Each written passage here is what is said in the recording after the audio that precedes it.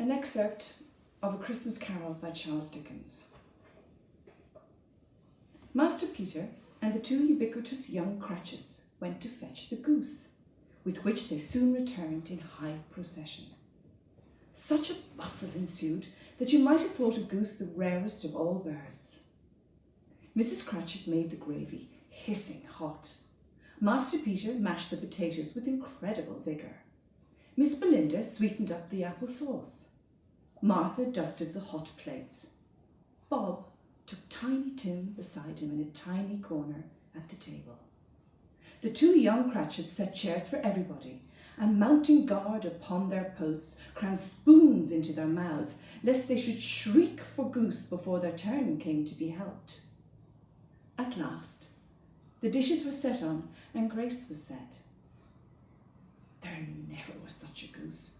Bob said he didn't believe that there was ever such a goose cooked. Eked out by the apple sauce and mashed potatoes, it was a sufficient dinner for the whole family. Indeed, as Mrs. Cratchit said with great delight, surveying one small atom of a bone upon the dish, they hadn't ate it all at last. Yet everyone had had enough.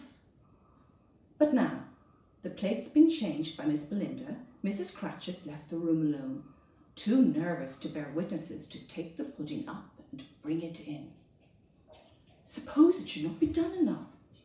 All sorts of horrors were supposed.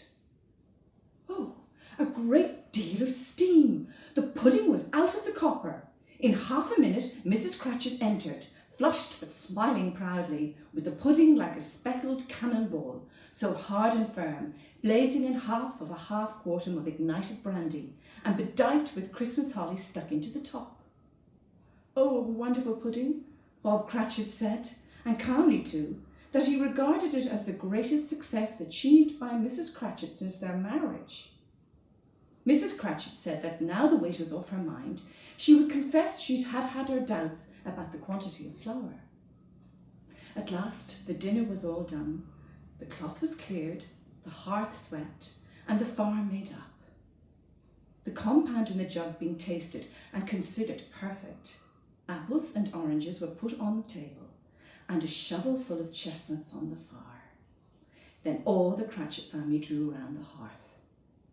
2 tumblers held the hot stuff from the jug, as well as golden goblets would have done, and Bob served it out with beaming looks, while the chestnuts on the fire sputtered and cracked noisily.